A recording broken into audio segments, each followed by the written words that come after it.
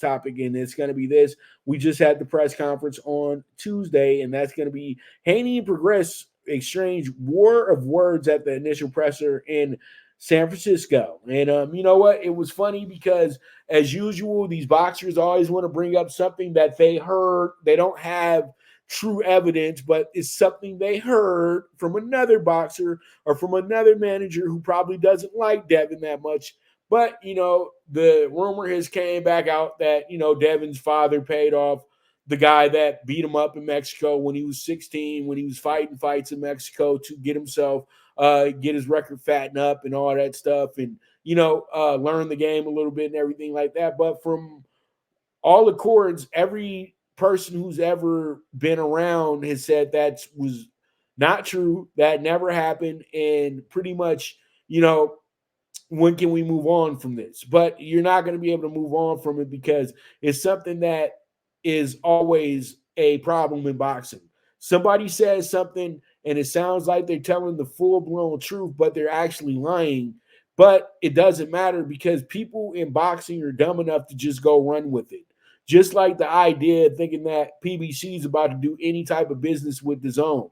No, they do not do business with the zone. They're not planning on doing business with the zone. And no, they're not going to help the zone try to save themselves because the zone probably got about another year left. I'm telling you now, PBC has themselves some genuine deals that are going to be absolutely groundbreaking for the sport of boxing. But let's just state it is.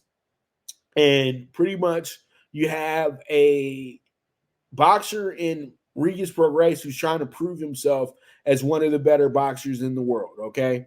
And then you have Devin Haney, who is seen now as one of the best pound-for-pound boxers in the world and could possibly be the best ever if he keeps going about his business in the way that he's going about his business. And you know what? Devin Haney is probably the only guy that truly has not ducked the smoke because he did not care. He went to 140. He could have fought an easy tune-up fight. He could have easily fought Prograis' last opponent, Zorilla. But he said, no. We're not doing that. I want Regis Prograis because he said he'll knock my ass out. And so pretty much he went right at Regis Prograis because he knows at the end of the day, Regis Prograis has no business being at 140. The man literally sat up there and tried to show us that he almost died making weight last time he was trying to make weight for 140. So how are we going to believe that you're going to be able to really go in there and whoop Devin Haney's ass? And Devin Haney is fighting at a high IQ level in boxing. But you know what? In boxing, anything can happen. And I will give Prograis the power portion of this fight. But will the power be there? That's the biggest question. Everybody gave the power portion to Josh Taylor in his Teofimo fight. But was the power there? No, it was not because he was totally overtrained, overdrained, and could not do what he usually does. And I think that Prograis showed us in his last fight that he was able to get by because that guy was an opponent. He's supposed to get by him. You could have a rough night and still win the fight. And that's exactly what happened in that fight. Now he's going for a payday. Payday, like Canelo said. And he wants that money. Because if you guys look at his Twitter, you guys look at him talk, what does he always talk about? Money and spending too much money on this and spending too much money on that and wishing he got the bag for this and wishing he got the bag for that. Yeah, I read tweets, bro. And the thing is, from what I can see with Regis Prograis, he wants to be one of the big-time guys, one of the top flight guys, one of the shot callers, one of this, that, and the third. But he'll settle with just being a great dance partner for a great fighter. And you can really read it all in his conversation. But I don't want to put Prograis in that position because I had high hopes for Regis Prograis as well, too. I thought that he was the best fighter at 140 back in 2019 and 2021 and all that good stuff. But then as he kept taking breaks and he's not been as active as you would want a fighter to be, and he had a few fights that just went absolutely to the left, even though he didn't lose, they just ended in a horrific fashion. You look at Prograis and you say to yourself, this is kind of boring. You know what I mean? And I think that he's a great competitor, and that's why this is going to be a great fight.